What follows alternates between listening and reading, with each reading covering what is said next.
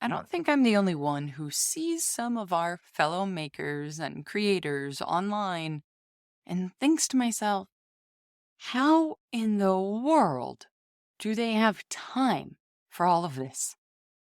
I mean, I'm self employed. I technically have full control over my schedule. I have a perfectly self sufficient husband with a slightly less than self sufficient dog, but no kids, no bosses. So, if there's anyone who should be able to carve out the time to create more content, air quotes, for the internet, well, it's probably me. But honestly, I just don't always want to. So when I see someone who works a full time job, and not just any job sitting at a desk where they can kind of do other things at the computer, but a really intense job like teaching, and then also posts very consistently, and not just that, but almost every single day of the week with really high quality, thoughtful, designed posts, educational posts with intentionality and themes and branding. I can't help but ask, how? And today, we're peeling back the curtain on that very question with the one and only Hope Limyansky-Smith. In fact, there is so much to chat about that this is only part one of my conversation with Hope. This week, we dig into all things Instagram, content creation, yes, of course, but also the very important line to draw between your social media account and who you actually are as a human. Not to mention a friendly reminder that indeed, behind every account you might follow online, no matter how big or small, are actual humans. But now I'm rambling when you really should just listen to all of this in far more depth, straight from Hope. And we're going to do that after a quick word from our sponsors. Today's episode is brought to you by the Rosenfield collection of functional ceramic art. The collection exists as an online source for research and inspiration, featuring photos of objects made by over 1,000 artists. The images are high quality and can be used with no permission required, making them a great source for students and teachers. To find out more, visit www.rosenfieldcollection.com.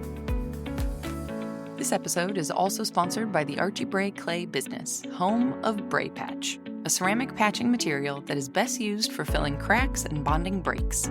Bray Patch can be applied to either green or bisqueware and fired up to cone 10. It fires paper white, but can be tinted using your chosen clay body and be covered by opaque glaze or slip.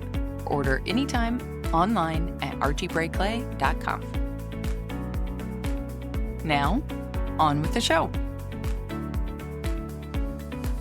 Welcome to the Maker's Playbook, the show where we talk all about what it's really like to make a living from the things you make. I'm your host, seasoned entrepreneur of 14 years, Rebecca Ikes-Kara. I waited to say this until we hit record because it may be a dead giveaway now for everybody, even though they can't see us, when I say this has genuinely recently been a favorite sweater of mine. But about 2 hours ago, when I realized what I was wearing, I was like, well, it's perfect if I'm going to hang out with Hope on the podcast. I do love that we're matching, actually, because I put on my little one with my logo because, I always wear it when I'm doing Limyansky studio related activities. So here we are. I'm so on brand. I'm so on brand right now. I really like that. You are repping very well. I try my best. I try, soon we'll put on a Dirt Noodles hat and we'll be good to go. I'll have the beanie for you or the baseball hat, either one. I'm so excited. For anybody who hasn't figured it out, hopefully the mention of Dirt Noodles really whittled down the options here. But for people who don't know who I'm talking to, who obviously cannot see you, Hope, how would you introduce yourself? Hi, my name is Hope Limyansky-Smith. I have coined the term dirt noodle, apparently. Actually, I do credit that to my husband. But anyway, I am a full-time ceramics teacher. I'm also a ceramic artist myself, working out of Atlanta, Georgia. When I'm not in my classroom teaching, I'm definitely on Instagram making more educational videos. You might know me as the person that reviews pretty much every tool that has existed, slowly whittling my way towards getting all of them completely reviewed. Got a long way to go, but I've definitely made a big dent. So, yeah, I guess that's a brief summary of who I am. This actually raises a question that I've had for a very long time that I completely forgot that I had. Do you have all of those tools, like, in your classroom still? Or also sometimes is it like, "Hey, this has a 30-day return policy, so it's okay to send it back?" Because that's a lot of stuff. Yeah, that's an excellent question. I have never returned something, and I'm now thinking that I probably should have done that, but I have never once returned a tool to my knowledge. I am pretty well known for gifting them to people. So if I have something that maybe didn't work for me, I'll pass it off to a friend who maybe it could work for. Or I had a ceramics student at the end of last year that was going off to actually do ceramics in college. And so I made her a little goodie bag with some of, my favorite things in there because I do tend to get duplicates of stuff and, my organization's probably not what it should be, but never returned a tool, always gifting them. Well, that's a good use for them. Because 'cause I'm just thinking of, like, all of the tools I bought when I first started that I absolutely do not use anymore. I mean, I really I've got, like, a pointy wooden stick, a wooden rib, sometimes a sponge, sometimes not, and a needle tool, and that's actively what we have on our wheel using, and so there's this entire bucket of things that I thought were, like, so cool or so useful, but then as my skills improved, it was like, "Oh, I haven't touched that in ages." Oh, and obviously trimming tools, but that's a different story. Yeah. And I think to put it into perspective, I have a bin of needle tools. That is just the only thing that is in there. I have gone through a couple phases of organization. At one point, I did it by brand, and now it's kind of fallen out of that because I forgot where to put things. So now I do typically do it by tool. So I do actually have a bin of needle tools. Which, like, at a school studio, like, that seems reasonable, but then I was trying to figure out if it was your personal. Actually, do you make everything at school, or do you have a different studio? Yeah, so I primarily do make at school. It's actually part of my contract is that they want me to be actively making work in there so that my students are watching all of that process. So, which is really, I know it's like a unicorn school sometimes when I think about it. Yeah, tell me more about this situation because that's amazing, and I would have always thought, like, oh, you'd have to, like, sneak in on the weekends and you're using your stuff to fill the empty spots in the kiln just to be a good steward of resources or whatever, but that you have to, like, bring in your own clay and not push the Mhm. envelope too far or something. Yeah, absolutely. I mean, you don't want to take advantage of anyone's kindness, specifically in this type of a situation. So I bring in all of my own supplies. But yeah, when I started working at the school, when I interviewed, I don't actually have a degree in education. My degree is in ceramics. I have a BFA. So part of the interview process was looking at my portfolio, and they made it very clear that they wanted to hire someone that was a practicing artist so that the students would really get to see that, which was obviously a huge perk and very exciting for me. So part of my professional development that I write up every year, we come up with a plan of like, here's how we're going to grow this year. And a lot of it is, okay, I made this form last year. I don't know how I feel about it this year. I'm going to be deeper diving into, this different shape of a piece or something like that. So yeah, so I do make my work there, but I do bring my own supplies. That sounds like a unicorn situation, and I don't wanna get too deep into the, like, logistics of the American school system, but I have to assume this is not a public school, Correct. Yep. Not a public school. Yeah. because then we're like, what's above a unicorn? Right. Uh-huh.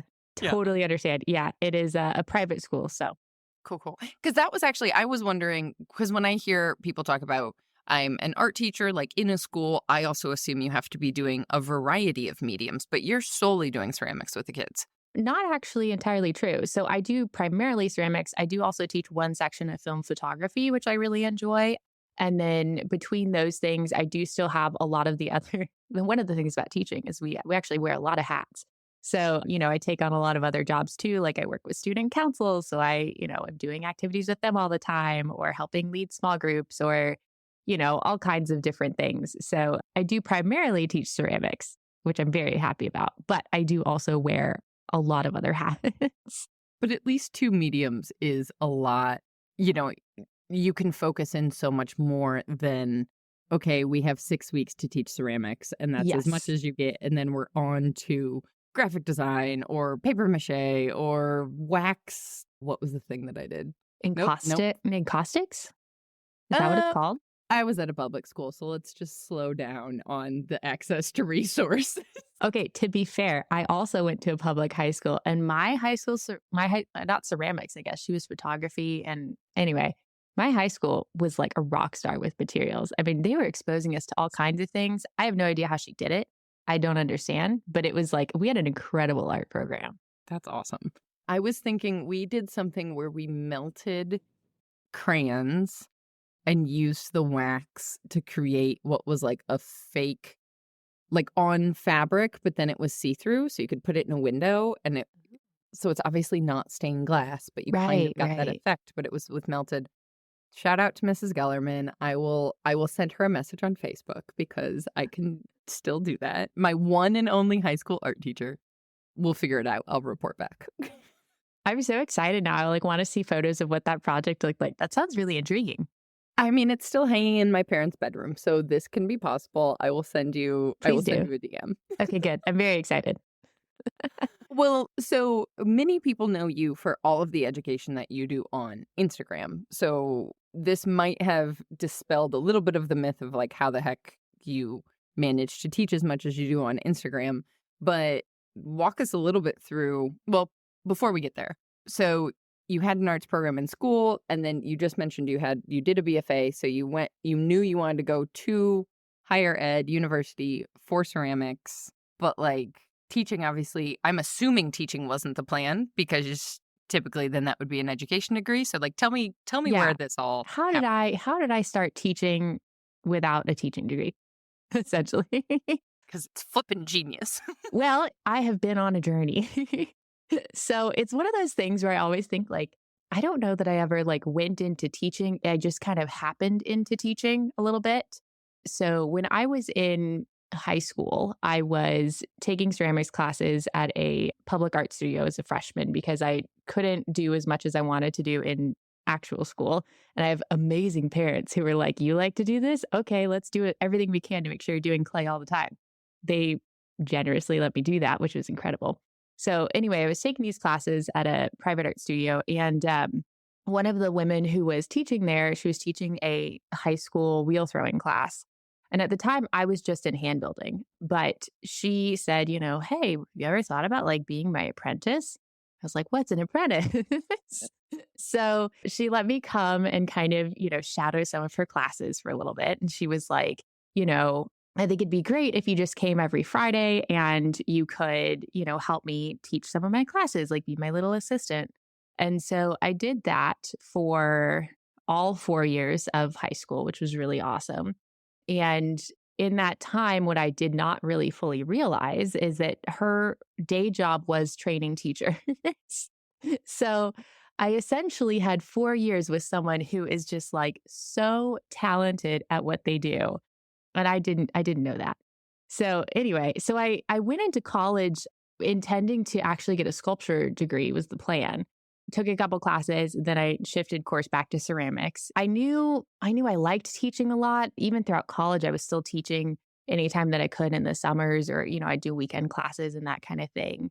But I think my senior year of college, I distinctly remember this moment. I was sitting out on the grass and I had just taken, I think, 2 education classes because I thought, I need to make money when I graduate. Can't I do this with just a BFA? So anyway, I'd taken 2 of my education classes. I was sitting outside on the grass. I called my mom and my dad and I was like, "I need to be done with college. I do not think I can continue on and then also get a education degree. I think I just need to get the BFA and I will do it." And again, all of my thanks to my parents who said, "Okay, sure, you can do that." And so that's what I did. And so I dropped the education classes and I continued on with my BFA.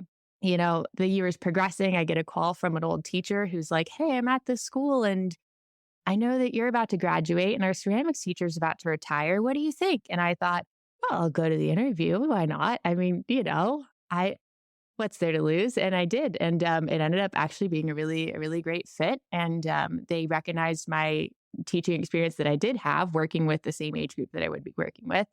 And they liked my portfolio. And so that's how I ended up here without a teaching degree, but a lot of teaching experience. Which was how many years ago? Oh gosh. I know this is the part where I feel slightly old because I know Well, you're younger than me. I'm in my 6th year at my current school. So I graduated college in, I want to say 2018. And it's been the same school. Yep. Yep. I've stayed Good. at the same school the Okay, whole time. Yep. cool. I mean, again, unicorn, I don't advise it. You should stay there. It's been pretty good, you know?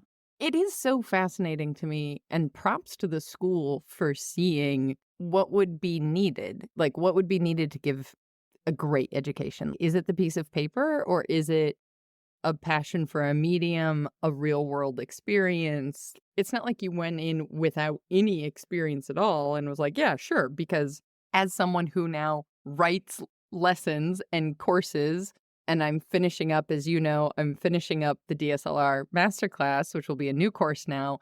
And every time I do this, I'm like, I get to do this and I get to choose my lessons. I get to choose how I want to present this. I'm in complete control and I build this. And then obviously I make changes as I get feedback and things like that. It doesn't completely stay the same, but there it is. Whereas everyone I know in education, which is quite a lot of my very close friends and yourself and so many people in and outside of ceramics, I'm like, I have no idea how you guys do this with so many different groups of kids, with so much red tape, with so many different like demands. All I have to focus on is like the quality of the content and making sure to get people aware that it's out there to come take the class. That's it. See, so like imagine that, but then you also have to grade it. Not only that, but then you also have to like, I'm teaching adults. There are no parents. Mm-hmm. I mean, they all have parents, I'm sure, but like I don't have to manage the personality of the student along with the personality of the parents, along with the requirements of the school or the government, or all these various layers of things you have to meet, credentials you have to meet so that the child can tick a box to say, okay, we passed this standardized test or whatever. Oh my God. So just shout out, like just all props to all of you, because dear Lord, I'm exhausted just Mhm. recording. Yeah, I specifically, I had friends during the pandemic that when everyone shifted to all these different things and you went virtual, which I am so incredibly thankful for because I had friends that were arts teachers that had to send home packets. And it's like, how do you make a paper packet that they're going to pick up on Monday and return on Friday that is equivalent to what you would do with them in a classroom? It was wild. So teachers go through some crazy things. And we won't, we did make drinks for this call, but we didn't make them strong enough to dive completely down the rabbit hole that is the education system, because so much could have changed with all of COVID to like change, teach it, whatever. Again, I said we weren't going to go down the rabbit hole. So this is where I'm going to take a sip of that wine and we will pivot. Do I pivot to a commercial? Can I do do we have anything? Can you do your sped up voice? Can I speed talk? Because I bet people are probably going to hear this and think like, oh, she didn't actually interview Hope, because that's not how she sounds. Oh, this is probably true. I am speaking much more slowly than I typically am. All right, let me. Or you're just speaking normally. I don't know that I mean, That's it is true. also slower relatively, but I feel like this is just your voice. Yeah, this is just my regular pace. But when I do videos, I always feel like I want to include a verbal, like this is sponsored. I like to do that, but I also don't like it to take up a lot of time. So the best thing to do is to say it really, really fast. So that is one of the things that I do on any sponsored reel that I produce at this point is some speed talking. I'm just so impressed by it, because you also could hypothetically record that little snippet Mhm. and then just increase it by like 0.25 Sure. and put that recording in. But like, you have committed to the craft of online education. Well, one of the fun things that shocks people is those voiceovers are all done in one pass. So like from start to finish, it is all one fluid conversation for me. I could splice clips. That seems too much work for me. So I don't. Instead, I've just tried to actually get it in one solid, like, I don't breathe for 90 seconds. So I can actually completely understand that personally. I don't do nearly as much as you do, but even just for the podcast, for like the intros, for the outros, like it's just splicing things together. Yeah, it's just easier to do it again. well, because then it doesn't even sound right. Like I can always tell, like, oh, this is where the clip stopped. This is where they picked up again. Yes, because my intonation changes, Mhm. or like if I was, yeah, I don't know. It just If I'm doesn't. sitting differently, then you can hear a difference from where I was sitting from recording. It just, yeah, it's too much work. Well, we were bound to go down. We're for sure going to go down the rabbit hole of Instagram. But before, as a little segue, I mentioned to you before we hit record, our community members, I tell them who I'm interviewing ahead of time and then they can submit questions. And I feel like we were just kind of starting to hit upon Sonia's question, which was about how you find the time to make and post these videos. Because as I just acknowledged, teaching in the real world every single day, Monday through Friday, with dozens upon dozens of students takes a lot out of you compared to what I'm doing online. So then to see you come on Instagram every day, almost every day, Usually 5 days a week minimum. Jesus Christ, woman. Okay, how and also why? Because 5 days like, I know my whys, and everyone won't be shocked when the word healthcare comes out of my mouth. What I do online literally contributes to my livelihood.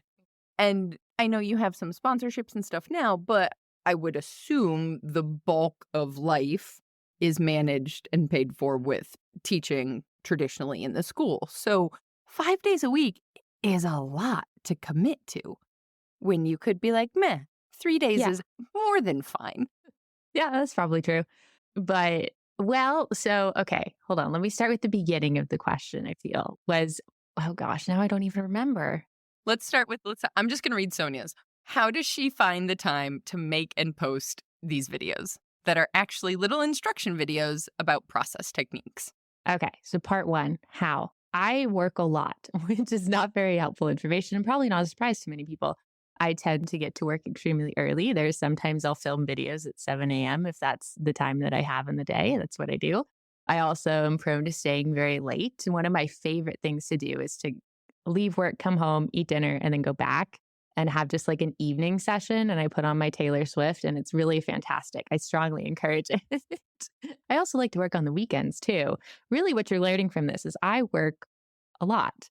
And I would say this though, when it comes to finding time, I think that the further I've gotten into it, the smarter I am with how I do things. So, for example, I have a centering series that I'm currently working on filming. Well, I have sat down at the wheel for like 30 minutes and captured maybe 5 reels in that 30 minutes because I've already pre planned, okay, if centering is what we're talking about, the first issue is going to be talking about where your chair is compared to your wheel. Okay, great. I can film that. My next thing is going to be talking about wiggly bats. All right, great. We're going to film that. My next thing is going to be about how well am I sticking the ball to the bat itself. Well, there's 3 videos right away that took me maybe 5 minutes to film. And I think part of it is because I am an actual teacher, I already know what a lot of the questions are going to be. So I never really have to sit down and like deep dive, what clip will I do? And then what clip will that be? I think because of my teaching experience, I don't have to plan as much. I think if I was doing other content that wasn't so related to what I do with my entire career, it probably would be a lot more work because then I have to really think about it a lot. This is more so my daily life than broken down into small segments, if that makes sense. And I think that's actually a really great point that regardless of what somebody is doing, whether they're teaching, whether they're trying to grow an audience to sell their work directly, I'm kind of pausing the flow of thought here to really, and correct me if you think that I'm wrong, but I don't want somebody to hear that and think, well, I don't teach, I can't do that. Because I think this concept in general can absolutely be applied regardless of what you're doing, regardless of what your space on the internet or in real life or whatever is to think of like, okay, what's something you're already doing that comes really naturally, that is not going to require a lot of extra thought and process and effort? Because for myself at least, I have tried to do the things that I see other people doing online because I think, oh, that's what's going to work. That's what's going to get more followers, more engagement, more whatever. But it's a chore. Like there's a reason all of the reels not all, but most of the reels are these conversations on the podcast. And then my teaching on Instagram is mostly carousel posts where I can pull out that graphic design degree out of my back pocket and just put some text up there. Like, that's so much faster for me to do than to think through, okay, how am I gonna build this transition, or how am I gonna do this, and how am I gonna break, like, that's so much effort. Like, the type of reels you're doing are so much effort to me, and so I don't do them. I found something else, is what I'm getting at. I think there's so many genres of content. I feel like my biggest encouragement to people that are wanting to do Instagram and are saying, oh, but I tried making educational reels and I hated it and it was miserable, is please don't make them. If you don't like it, I feel like people can really tell. And also, there is no reason to put yourself through that. I mean, really, Instagram, most of us are using it as a tool to like promote your own work. And, you should be able to do that in a way that's fun. I was talking with one of my friends about it who tried doing educational videos, and she's like, I hate teaching. This is like not my thing. People ask questions and I don't like it. And I was like, that's very fair and completely valid. Whereas I get so excited every time I get a question and I live for those. But anyway, so I said, okay, well, like, walk me through your process. And she did. And I said, all right, so maybe we focus on this and we'll try that. Now she's doing a totally different style of content that totally fits her personality and she enjoys doing it. And the videos are performing so well because I feel like you can just look at it and know, oh, this person's having fun. They are so enjoying this. And it just reads through the video. Yes. And also, if she doesn't want to teach, putting educational content up there is only going to get her an audience of people who are looking for an educator, right? And so this is the thing I find really interesting, especially with ceramics, is that you see new people come into the space and see how quickly a teaching video might get popularity and think, okay, this is what I'm supposed to do. And then, because I talk so much about sales and marketing, inevitably I hear from them being like, I've grown followers, but I'm not selling any pots. And it's like, well, but you didn't grow the audience to be the people you were actually looking for the end game, right? Like, who are the people who are going to actually buy your pots? I mean, yes, as potters, we do buy a lot of pots. So sometimes that works. But you really have to kind of think through, like, why am I doing this and who am I doing it for? And then where is that Venn diagram of what I enjoy creating and what the people I'm looking for want, and like go to town on that little merger, I guess. Yeah, no, I totally agree. And I think, and I can speak just to my own experience, there was a point whenever I would post photos of my pots after doing a bunch of educational stuff, and it would not perform nearly as well as the educational stuff did. And I got real sad. I'm not even going to lie. I was like, this is a bummer. I am sad. And I felt like people, I always went through this point where I'm like, they just like me for my educational knowledge. They don't like my pots, which has turned out to not be the case. People do indeed like to purchase my pots, but it's true. You have to think about with your social media account. And I say view social media account not as yourself, as your social media account. You have to view it as, what do I want this to do for me? My videos that I put out are not geared towards selling pots. That's just the reality. They're geared towards helping people learn ceramics, which is fine. I just was something that I even had to come to terms with myself was, oh, okay. So if I do post my own work, that typically is not going to perform as well. And that's fine with me now. But in the beginning, it was a real shocker for sure. Totally. Why did you start in the beginning? Like, do your students follow your account, or how did it even get going? That's a great question. So it started because of the pandemic. I had to go virtual. And so I was recording myself all of the time for my students because we were doing virtual lessons and, sometimes they wouldn't be there. So I would record these extra clips and whatnot. I started to do that and I was like, oh, this is actually kind of fun and interesting. I don't know. I kind of like the way this is going. So I decided Reels had just come out at the time. I think it was pretty new. And I figured, well, we'll just give it a go. Why not?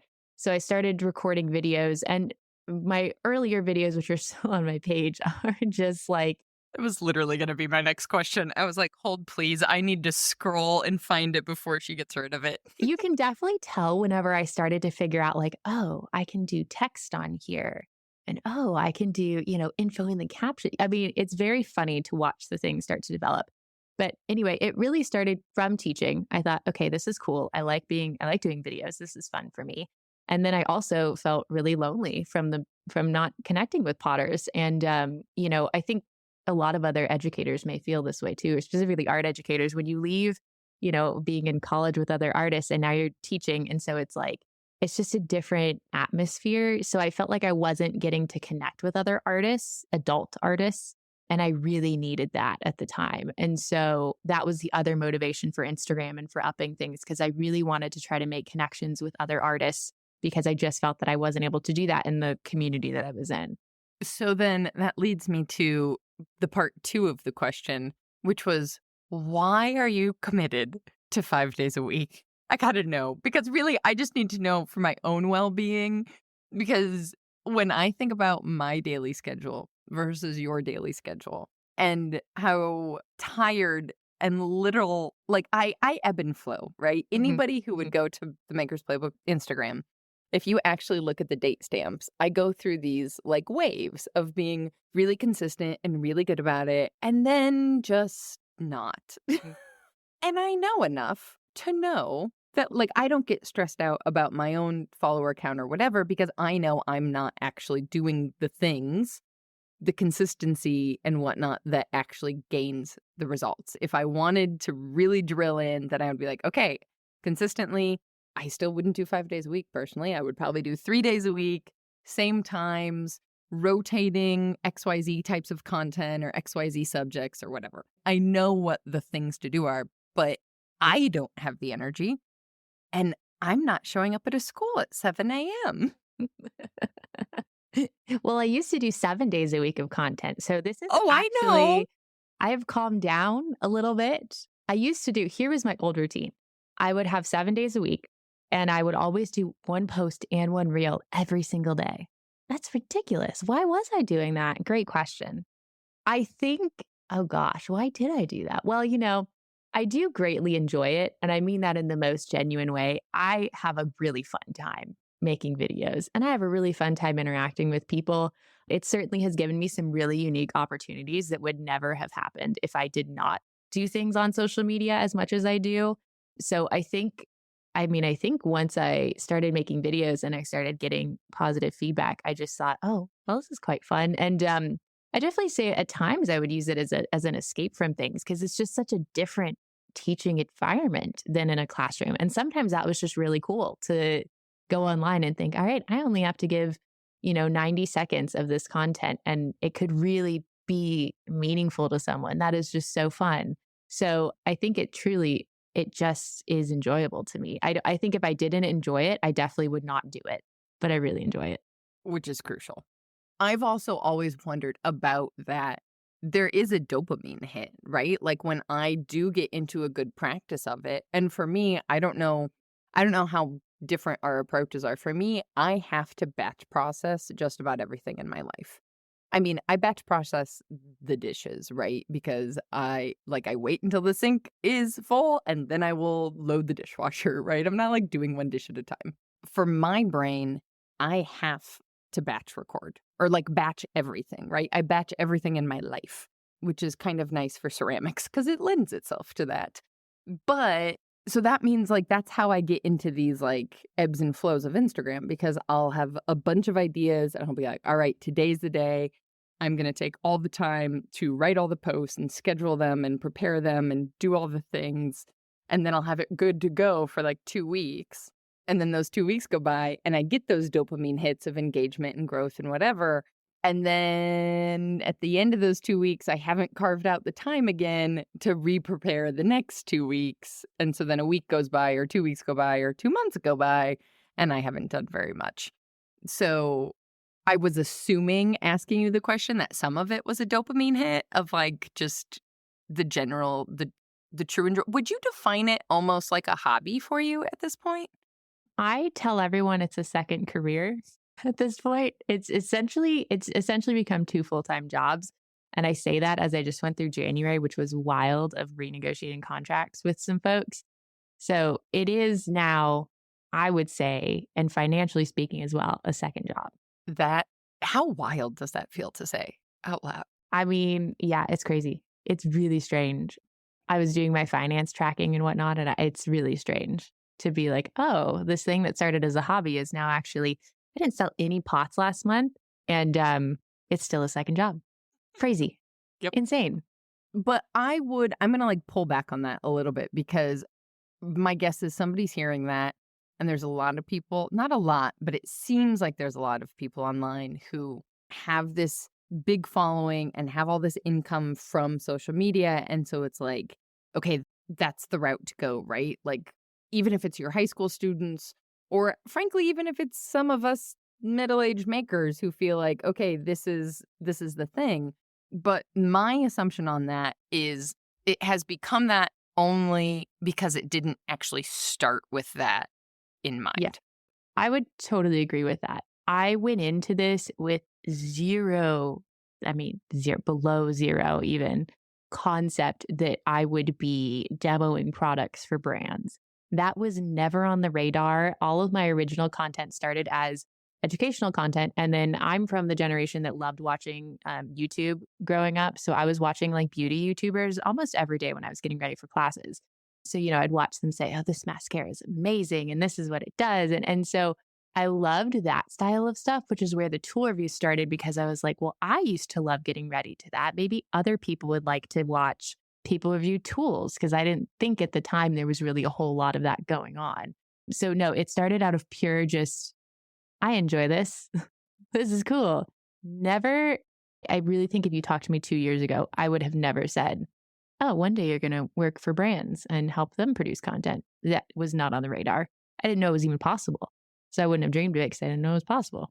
And I also think, at least from the outside looking in, or at least what I tell myself to not worry about my own social media growth, if we're being real honest, it takes so much work on the front end to grow a social media audience that gets you to the place of monetizing social media directly, right? Like what Florian has with YouTube and also probably with Instagram some ways, but I feel like YouTube is better about monetizing what is going on over there, what's going on with you being able to negotiate with brands. You have to have such a high quantity of eyeballs on your things that from my perspective, it's not, unless your life goal is to be an influencer of some kind, which is funny to say that out loud because I don't exactly think of you as one. I don't say that to people. But what we're talking about, right? Yeah, I always say I'm an online ceramic educator. That makes me feel better because I don't know why influencer feels, I don't know, but I do influence people into purchases. So I am well aware of that side of things. But we'll keep the jury out until Nsika. If you post a really swanky hotel suite, then I'm calling you an influencer.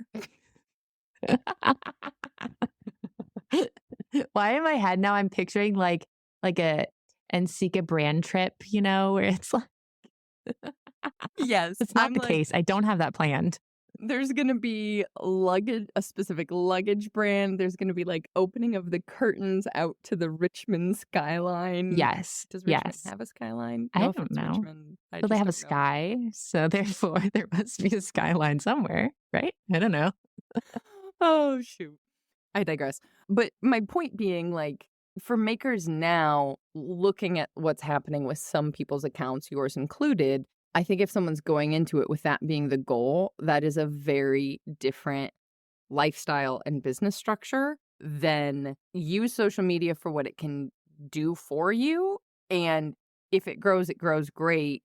But that's not, I would be making like $1 a day on my social media account right now, and I have 8,000 followers, but if I had 8,000 people show up for the community or for a course, I wouldn't be able to, I can't handle that many people. That would be insanity. So I'm not using these platforms to monetize directly from them. I'm using them to like find more makers who want to learn photography for ceramicists and come hang out in the community. I think too, the other thing I'd add to that is, because I've had some people reach out and they're like, I've never made a ceramics tool video before, but I want to reach out to a company and try to get a sponsorship. And I think I'd say this, I worked for free a lot, not intentionally so. I mean, because again, I never even knew that companies would potentially want to work with me at some point. But, if you go back on my videos, there are tons of tools that I did videos of that I purchased with my very own money I was making zero money off of Instagram whatsoever, but I would sell a pot and then I'd go buy a tool and then I'd make a video about it. And I did that for a really long time. And there are tons of those on my page. So, I don't know that I would approach it as I'm going to go straight to people and ask if we can work together. Maybe it'll work. I have no idea. I'm not that confident. So, it's quite possible. And my confidence is just not there. But I did review tons of tools so that when a brand did approach me, they were like, oh, we've already seen what you're doing. We already know that you know how to talk about tools. So that's kind of how that worked. So I don't know how to end that statement, but there's my thoughts on that. I mean, to my mind, it loops us back to that idea of what kind of audience are you trying to attract, right? If you're a maker who has been working really hard to try and find people who buy your work, presumably those aren't all people who also make the same work in the same medium you do, to then turn around and start trying to pitch tools for that medium. It's a different audience. It's a different group of people. Totally. Yep. I wouldn't, if I all of a sudden started coming on and I don't know, I'm trying to think of like something not even totally out of left field. If I started doing throwing videos, that would be weird. It would be strange given your current lineup of content and what we know to predict from you. It would be strange. Yeah.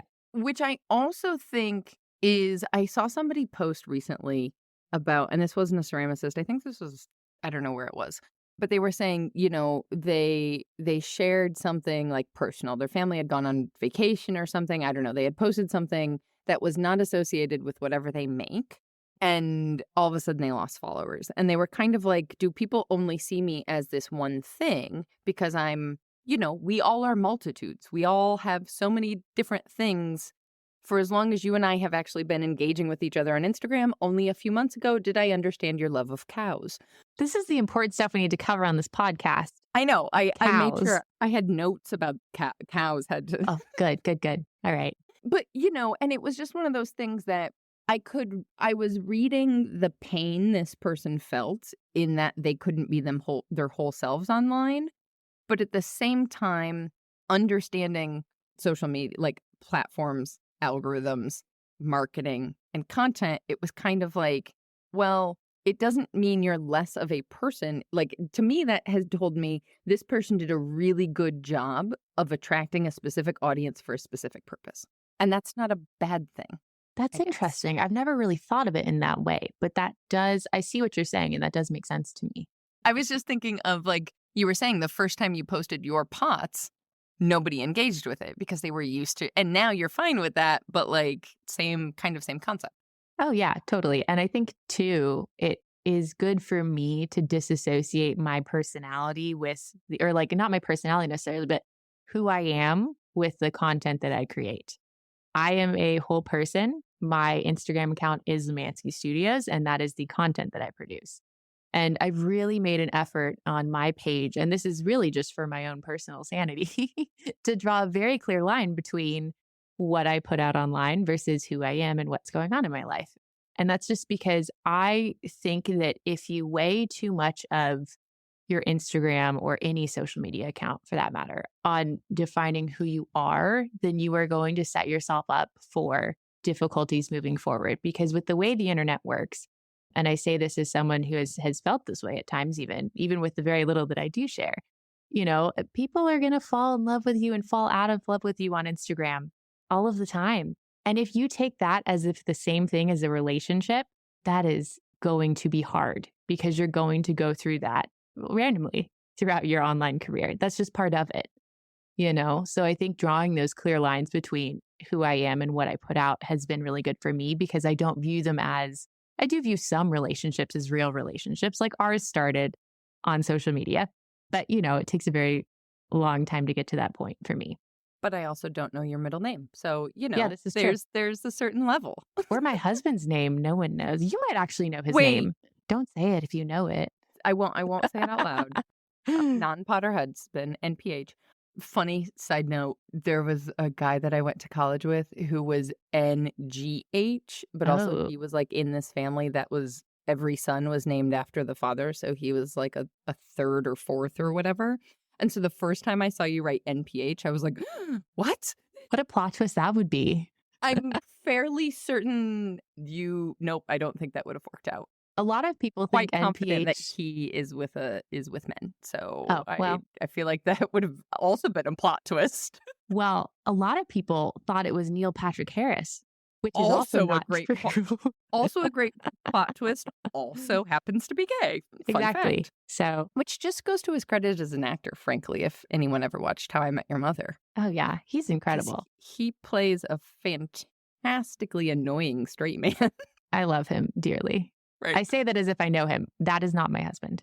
Okay, so new influencer goal to a point where we can do some type of post that is a mashup. Like, what transition? I'm not formulating the sentences correctly because I don't know what to call it, but I want some stitch or transition or whatever it is with non-Potter husband, and then all of a sudden Neil Patrick Harris shows up. Like intentionally, Yeah. like you plan Yeah. this with him, not like you steal a gif of him off of the internet, but more like, That would be a life goal of mine, is to actually talk to him and say, hey, I have this weird subculture in ceramics that thinks we're married. Do you want to make a video throwing pots?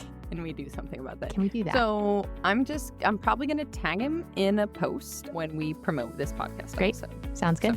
All right. Anywho, Was that a tangent? Did we just go on a tangent? We said we weren't going to do that. we had notes. I mean, we got like, what? I don't know, an hour. Actually, oh my God. I didn't realize how much time we've been talking already. I should have also sorry. asked you at the beginning, do you have plans after this? No, is this is my fine? plan. Are we good? All right. Yeah. And indeed, Hope did, of course, have more time to keep chatting, because as I mentioned at the beginning, this is only part 1 of my conversation with Hope. We clearly have plenty to talk about. If you aren't already following the show on whatever podcast app you use to listen, then be sure to click the tiny little 3 dots in a circle up at the top right if you're on Apple Podcasts, and hit follow show to not miss out on part 2. Or, more obviously, if you're in Spotify, all you have to do is tap the little plus sign on the left-hand side to follow the show. And if you're in another app, well, then maybe send me a DM on Instagram at The Maker's Playbook and let me know what app you use to listen, because I am always curious to know what is out there and to make sure that this podcast actually works on all the other things out there. Of course, if you loved part 1 and do share it on Instagram, be sure to tag me at The Maker's Playbook and Hope at Limyansky Studios so we can send our thanks. And yes, the links to those IGs are in the show notes over at makersplaybook.com/podcast, so you can double check your spelling or just click right on them to be taken straight to our Instagrams. This episode was made possible in part thanks to our sponsors. Today's episode is brought to you by the Rosenfield collection of functional ceramic art. The collection exists as an online source for research and inspiration, featuring photos of objects made by over 1,000 artists. The images are high quality and can be used with no permission required, making them a great source for students and teachers. To find out more, visit www.rosenfieldcollection.com. This episode is also sponsored by the Archie Bray Clay business, home of Bray Patch, a ceramic patching material that is best used for filling cracks and bonding breaks. Bray Patch can be applied to either green or bisqueware and fired up to cone 10. It fires paper white but can be tinted using your chosen clay body and be covered by opaque glazer slip. Order anytime online at archiebrayclay.com. Audio post-production of this podcast is made possible by help from Christy Kotzfan, with promotional material assistance from Queenie Maliki. The Maker's Playbook podcast is recorded on the original homelands of the Potawatomi, Ho-Chunk, and Menominee people, where the people of Wisconsin's sovereign Anishinaabe, Ho-Chunk, Menominee, Oneida, and Mohican nations remain present. Until next time, my friends, go get back to making your dreams a reality. Because together, we've got this.